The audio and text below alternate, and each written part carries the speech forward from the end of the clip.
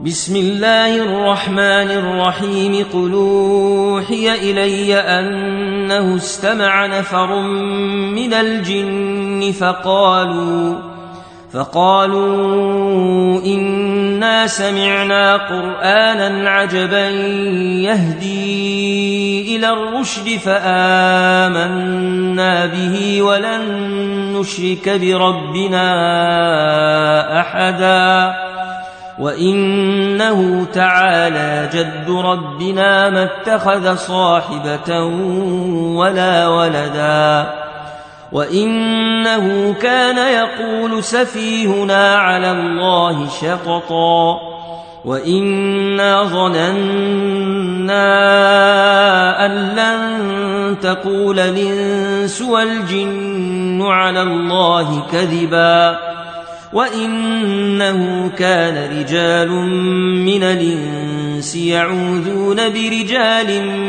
من الجن فزادوهم رهقا وإنهم ظنوا كما ظننتم أن لن يبعث الله أحدا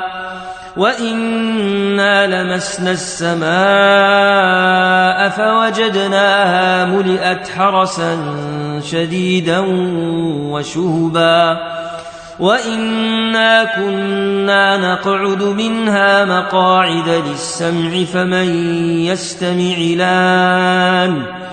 فمن يستمع الآن يجد له شهابا رصدا وإنا لا ندري أشر نريد بمن في الأرض أم أراد بهم ربهم رشدا وإنا منا الصالحون ومنا دون ذلك كنا طرائق قددا وإنا ظننا أن لن نعجز الله في الأرض ولن نعجزه هربا وإنا لما سمعنا الهدى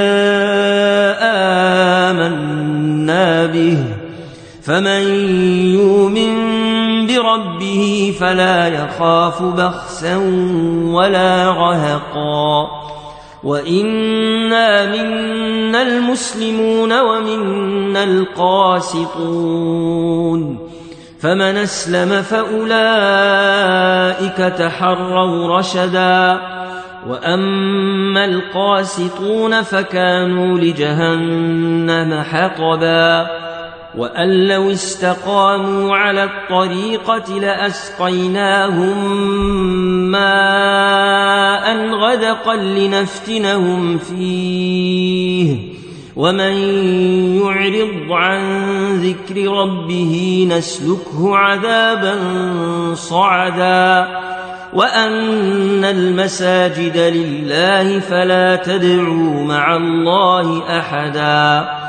وإنه لما قام عبد الله يدعوه كادوا يكونون عليه لبدا قال إنما أدعو ربي ولا أشرك به أحدا قل إني لا أملك لكم ضرا ولا رشدا قل إني لن يجيرني من الله أحد ولنجد من دونه ملتحدا إلا بلاغا من الله ورسالاته ومن يعص الله ورسوله فإن له نار جهنم خالدين فيها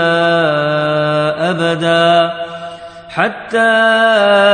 إذا رأوا ما يوعدون فسيعلمون من أضعف ناصرا